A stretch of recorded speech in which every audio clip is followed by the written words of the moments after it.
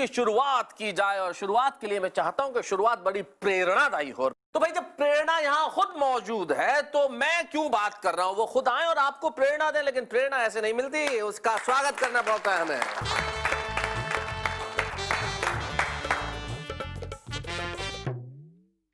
बहुत खूब के प्यारे दर्शकों को मेरा नमस्कार। नमस्कार। और आइए मनुहार के एक मुक्तक से जोड़ने का प्रयास करती हूँ। सुनिएगा। तू मौसम मन के उपवन का है, मत कंगालियां रखना। तू मौसम मन के उपवन का है, मत कंगालियां रखना। मेरी राहों में कुछ फूलों भरी है डालियां रखना। मेरी राहों में कुछ फूलों भरी है डालियां रखना। तुम्हारा प्यार समझूंगी, उन्हें दिल में बसा लूंगी। तुम्हारा प्यार समझूंगी, उन्हें दिल में बसा लूंगी। मैं गाऊं तो मेरे हिस्से में अपनी तालियां रखना। धन्यवाद। और आइए इसी गोत्र का एक मुक्तक और सुनिए। कीर्तन की बांसुरी साधो, कोई सरगम निकालो तुम। कीर्तन की बांसुरी साधो, कोई सरगम निकालो तुम। तुम्हारे वास्ते लाई हूँ दिल का गीत गालो तुम। तुम्हारे वास्ते लाई हूँ दिल का गीत गालो तुम। सभी लाए हैं चीजें कीमती उपहार में तेरे। सभी लाए हैं चीजें कीमती उपहार में तेरे। मैं तोहफा प्यार का लेकर के आई हूँ, संभालो तुम। मैं तोहफा प्यार। और मित्रों, रिश्ते बनाना मिट्टी पे मिट्टी से मिट्टी लिखने जैसा होता है, लेकिन वाक्य बड़ा जोरदार है। रिश्ते बनाना मिट्टी से मिट्टी लिखने जैसा, लेकिन रिश्ते निभाना पानी पर पानी से पानी लिखने जैसा होता है। और आइए प्रेम के इसी निर्वाह का एक गीत सुनाना चाहते हैं। मिट्टी और पानी दोनों है। बिल्कुल है, सुनिएगा। शब्दों के भी तन लहराए, केवल हम नहीं लहराते, जो कलम चलती है वो भी लहराती है प्रेम में। सुनिएगा। शब्दों के भी तन लहराए, ऐसा कोई गीत लिखूं, फिर से कोई प्रेम व्यंजनाए मेरे मन मीत लिखूं। शब्दों के भी तन लहराए, ऐसा कोई गीत लिखूं, फिर से कोई प्रेम व्यंजनाए मेरे मन मीत लिखूं। ए मेरे मन मीत लिखूं। तो कहा है कि तुझ पर ही मैं करूं समर्पण, तुझ में ही बस खो जाऊं। तुझ पर ही मैं करूं समर्पण, तुझ में ही बस खो जाऊं। तेरा ही प्रतिबिंब दिखे मैं दर्पण ऐसा हो जाऊं। तेरा ही प्रतिबिंब दिखे मैं दर्पण ऐसा हो जाऊं। तो खुद को तेरे रंग में रंग कर, खुद को तेरे रंग में रंग कर, खुद को तेरे रंग में रंग कर, तेरी खातिर प्रीत लिखूं, फिर से कोई प्रेम व्यंजनाए मेरे मन मीत लिखूं। ए मेरे मन मीत लिखूं। और बंद सुनिएगा कि प्यार क्या होता है। कि ना बाराती ना शहनाई, पर जन्मों का बंधन हो, ये होता है प्यार। ना बाराती ना शहनाई, पर जन्मों का बंधन हो। अपयश मिले कहीं ना मुझको, पग पग पर अभिनंदन हो। अपयश मिले कहीं ना मुझको, पग पग पर अभिनंदन हो। तो तू मुझको भी अपनाए मैं, तू मुझको भी अपनाए मैं, तू मुझको भी अपनाए मैं, ऐसी कोई रीत लिखूं, फिर से कोई प्रेम व्यंजनाए मेरे मन मीत लिखूं। हे मेरे मन मीत लिखूं। और निवेदन किया है, आखिरी बंद सुनिएगा।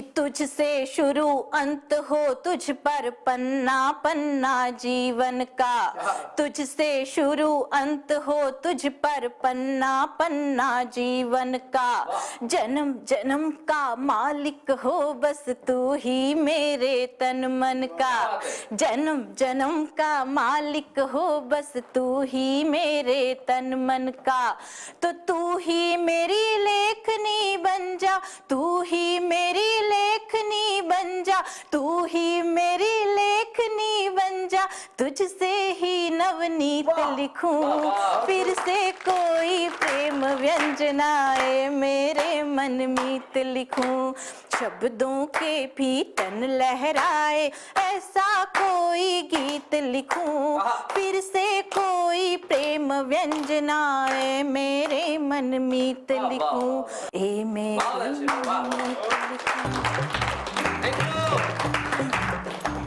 बहुत बहुत धन्यवाद प्रेरणा ठाकरे जी। ऐ मेरे मनमीत लिखूं, गीत लिखूं, रीत लिखूं, ये जो लिखने वाले जितने होते हैं मोहब्बत के, मुझे अच्छी तरह से ध्यान है कि ये जितने प्रेम के गीत लिखने वाले, मैं क्षमा चाहते हुए कहना चाहता हूँ, जितने प्रेम के गीत लिखने वाले हैं, ये वो तमाम लोग हैं जिनसे भगवान ने एक वादा किया था कि जाओ इस दुनिया के अंदर, दुनिया के हर कोने में तुम्हें एक प्रेमी या प्रेमिका मिलेगी, और उसके बाद दुनिया को गोल बना दिया।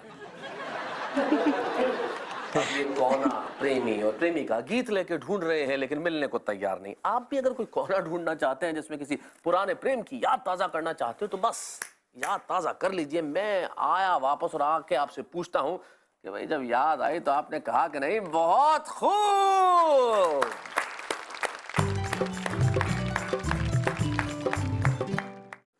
तो आ गया हूं मैं फिर से, और पुरानी मोहब्बत की यादें आपने ताजा कर ली होंगी मैं जानता हूं, लेकिन अगर आपको पुरानी मोहब्बत याद आ गई हो तो कृपया अपनी पत्नी के सामने इसका जिक्र न करें, वरना आप कहीं और होंगे, और मैं नहीं चाहता इस वक्त आप कहीं और हो, क्योंकि जब आप यहां हैं तो कहीं और होने की कोई वजह आपके पास नहीं है। तो आइए मैं उसे बुलाता हूं जो सच लिखने में कतई नहीं शर्माता। नाम उनका संदीप शर्मा है, और संदीप शर्मा जब हमारे बीच में हो तो भाई मैं कहता हूं कि मैं यहां से थोड़ा सा हट जाना चाहता हूं और उन्हें बुलाना चाहता हूं। संदीप शर्मा जी जरा आइए। बहुत खूब के सभी श्रोताओं को प्रणाम करता हूं जी, और छोटे पर्दे के बहुत बड़े संचालक शैलेश जी को भी प्रणाम करता हूं। बहुत सारी बातें हो जाती हैं, मैं अपनी प्रसिद्ध कविता तक जाना चाहता हूं। मुझे ये बच्चे का चित्र देखकर एक घटना याद आ गई। एक स्कूल में एक अध्यापिका ने बच्चे से पूछा, बोले बेटा बताओ, एक दीवार बनाने में अगर 20,000 रुपए लगते हैं तो 2 दीवार बनाने में कितने रुपए लगेंगे? एक दीवार बनाने में अगर 20,000 रुपए लगते हैं तो 2 दीवार बनाने में कितने रुपए लगेंगे? बच्चा झट से पलट कर बोला, मैडम 40 करोड़। मैडम का दिमाग खराब हो गया, बोले 40 करोड़? एक दीवार बनाने में 20,000, 2 बनाने में 40 करोड़, तुम्हारा नाम क्या है बेटा? बच्चा बोला, मैडम सुलेश करमाड़ी।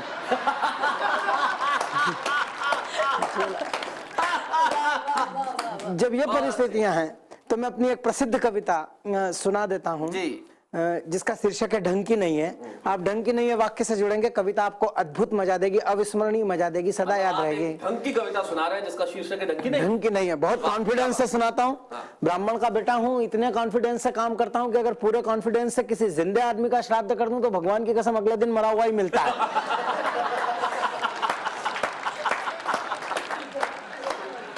और जो लोग मेरी कविताओं में तालियां नहीं बजाते हैं उनके अक्सर कर दिया करता हूं। भाई साहब बजाइए घर में बैठ के। अरे सारे लोग हाँ जो देख रहे हैं हिंदुस्तान में, यहाँ जरूर। क्या क्या क्या ढंग का है, क्या ढंग का नहीं है? सीधे सीधे कविता। मंदिर में पूजा करने जाओ पंडे ढंग के नहीं, मंदिर में पूजा करने जाओ पंडे ढंग के नहीं, स्मशान में मरने जाओ कंडे ढंग के नहीं। मंदिर में पूजा करने जाओ पंडे ढंग के नहीं, मसान में मरने जाओ कंडे ढंग के नहीं, लाल नीले हरे पीले झंडे ढंग के नहीं, एक भी राजनीतिक पार्टी का हथकंडे ढंग के नहीं, टेस्ट में जब तक वनडे ढंग के नहीं, मुर्गी अच्छी कहां से आएगी जब अंडे ढंग के नहीं,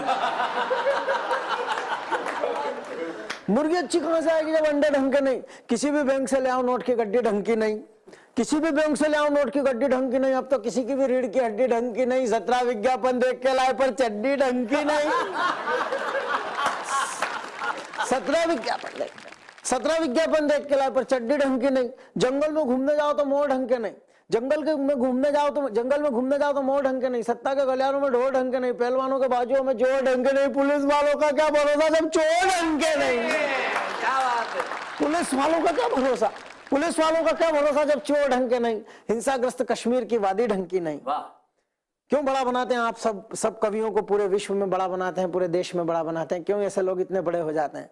कोई ऐसी बात कहने की ताकत जो आप सोच सकते हैं लेकिन कह नहीं पाते, अगर ऐसी कोई बात कही हो तो समर्थन चाहता हूं कि हिंसाग्रस्त कश्मीर की वादी ढंग की नहीं, क्योंकि आर्यवर्त की सर्वोच्च सत्ता दिल्ली की गादी ढंग की नहीं, बहुत मेहनत से धोई पर खादी ढंग की नहीं, लगता है इस देश की आजादी ढंग की नहीं।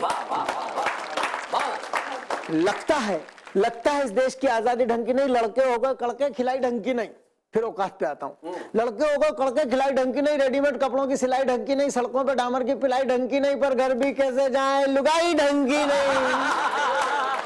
सारा देश के साथ साथ भाभी जी भी देख रही है संदीप जी, लुगाई ढंग की नहीं है।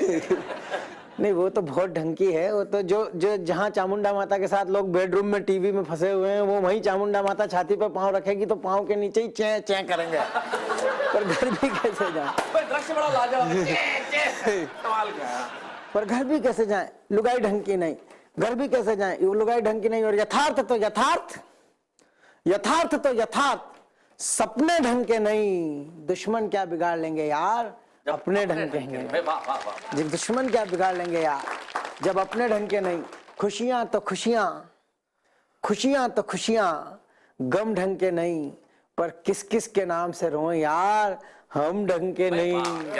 सारी सृष्टि की संरचना ढंग की नहीं, पर घर बैठ के मत सोचना संदीप शर्मा धार वाले की रचना ढंग की नहीं। नहीं भाई, हम ऐसा नहीं सोचेंगे भाई, क्या बात है संदीप, बहुत बढ़िया। हम ऐसा कतई नहीं सोच सकते कि रचना ढंग की नहीं है, लेकिन सचमुच इस देश में हालात तो ढंग के नहीं है। और जब ढंग की चीजें नहीं होती तब मुझे एक शायर के 2 शेर याद आते हैं। वो कहते हैं कि ठंडा कारोबार पड़ा है, क्या कातिल बीमार पड़ा है। ठंडा कारोबार पड़ा है, क्या कातिल बीमार पड़ा है, और जिस दिन थी त्योहार की छुट्टी उस दिन ही इतवार पड़ा है। अब जीवन में इस तरह की घटनाएं होती रहती है, लेकिन मैं जानता हूं आप जिन्हें सुनना चाहते हैं उन्हें मैं भी सुनना चाहता हूं। पंडित विश्वेश्वर शर्मा वो नाम होता है जिनका होना ही बहुत होता है, लेकिन भाई साहब अगर पंडित विश्वेश्वर शर्मा को सुनना है तो थोड़ा बहुत तो इंतजार करना पड़ेगा। ऐसे ही थोड़ी बुला लूंगा मैं, ऐसे नहीं बुलाऊंगा। आप थोड़ी तैयारी कीजिए, बैठ जाइए, कमर कस के चाय वाय बनवा रही है, और जब तक पंडित जी यहाँ आए तब तक आप पूरे तैयार होकर बैठ जाएंगे। भाई जब पंडित जी सुनाएंगे तब हम तालियां बजाएंगे, लेकिन तब तक मैं जा रहा हूं वापस आने के लिए। आप चाय की चुस्कियां लीजिए और कहिए बहुत खूब।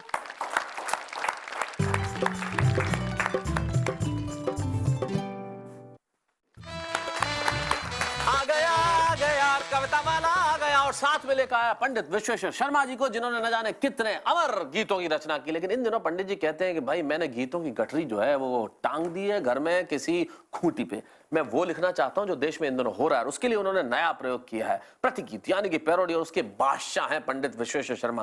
भाई सबसे पहले तो इनकी ऊर्जा को प्रणाम है। 76 साल की उम्र और उसके बावजूद जिस तरह तन के बैठे हैं, हम प्रणाम करना चाहते हैं और बुलाते हैं पंडित विश्वेश्वर शर्मा जी को। संदीप जरा मदद कीजिए, लेके आइए पंडित जी को यहाँ। वैसे पंडित जी को मैं जानता हूँ, वो मदद तो प्रेरणा जी की चाहते थे। नमस्कार सज्जनों, आवाज कम हो तो बुरा न माने, इस उम्र में इतनी आवाज होती है। आप मेरी उम्र में पहुंचेंगे तो इतनी भी नहीं होगी। हम में से किसी की उम्र भी इतनी नहीं होगी पंडित जी। नहीं, उम्र दराज करे आप लोग 100 साल जी। दिल्ली बदनाम हुई डार्लिंग तेरे लिए।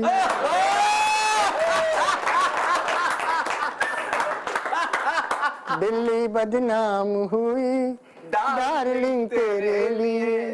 दिल्ली में चोर हर दिन, रेप हर दिन, लूट हर दिन, सत्ता बदनाम हुई डार्लिंग तेरे लिए। सत्ता बदनाम हुई डार्लिंग तेरे लिए। राजा का देखो कैसा बाजा बजा, बाजा बजा। राजा का देखो कैसा बाजा बजा, बाजा बजा। आदर्श का तो जनाजा सजा, जनाजा सजा। हर दिन घोटालों के पन्ने खुले,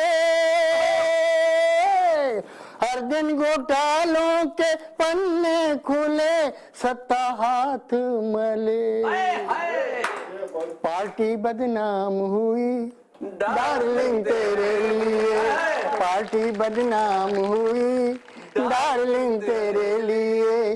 दिल्ली में चोर हर दिन, रेप हर दिन, लूट हर दिन, सत्ता बदनाम हुई डार्लिंग तेरे लिए, सत्ता बदनाम हुई डार्लिंग तेरे लिए। राष्ट्रमंडल के खेल क्या रे हुए, क्या रे हुए, करोड़ों अरबों के वारे न्यारे हुए, अरे न्यारे हुए। कितने कलमाड़ी कुबेर हो गए, कितने कलमाड़ी कुबेर हो गए, मुर्गे शेर हो गए। कितने कलमाड़ी कुबेर हो गए, मुर्गे शेर हो गए। कुर्सी बदनाम हुई डार्लिंग तेरे लिए, कुर्सी बदनाम हुई डार्लिंग तेरे लिए। दिल्ली में चोर हर दिन, रेप हर दिन, लूट हर दिन, सत्ता बदनाम हुई डार्लिंग तेरे लिए। ए हुई राजनीति देखो गलकटियां, हुई राजनीति देखो गलकटियां, नेता हमारे हुए जेब कटियां। हुई राजनीति देखो गलकटियां, नेता हमारे हुए जेब कटियां। ये न जाने न जाने न जाने, किसी का दुख ना जाने। ओ ऊंची ऊंची कुर्सी पे बैठ के इस जनता से करोड़ों कमा के झूम झूम झूम झूम बराबर, झूम बराबर, झूम बराबर, झूम झूम बराबर, झूम बराबर, झूम बराबर, झूम। आतंकवादी आते हैं, सैकड़ों मारे जाते हैं रब्बा, फिर ये नेता आते हैं, मुआवजा दे जाते हैं रब्बा। बोलो क्या इन रुपयों से मुर्दे जिंदा होंगे क्या, बोलो क्या इन रुपयों से मुर्दे जिंदा होंगे क्या। ये न जाने न जाने न जाने, किसी का दुख ना जाने। हो ऊंची ऊंची कुर्सी पे बैठ के इस पब्लिक से करोड़ों कमा के झूम झूम झूम झूम बराबर, झूम बराबर, झूम बराबर, झूम झूम बराबर, झूम बराबर, झूम बराबर, झूम।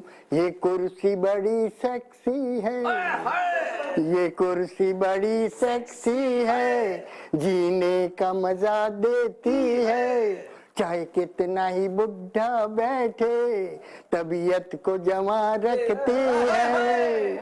बैठ के इस कुर्सी पे सुबह शाम मस्ती से जलाएं बुझाएं, बुझाएं जलाएं, देखो मोमबत्तियां।